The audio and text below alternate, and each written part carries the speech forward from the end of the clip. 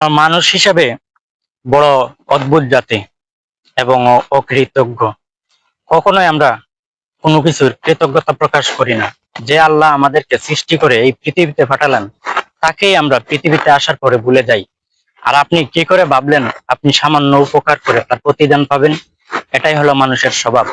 আসলে আমরা কবে যে নিজে বুঝতে পারবো, আসলে আমাদের সৃষ্টিকর্তাকে স্মরণ রাখতে পারবো, সেদিন হয়তো বা কিছুটা শান্তি ফিরে আসবে। ধন্যবাদ।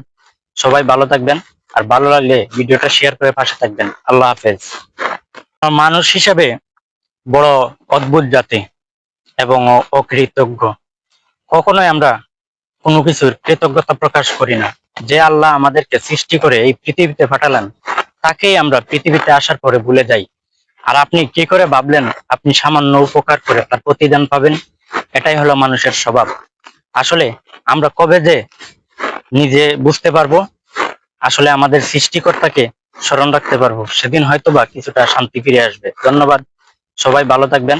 আর ভালো লাগলে ভিডিওটা শেয়ার করে পাশে থাকবেন। আল্লাহ হাফেজ।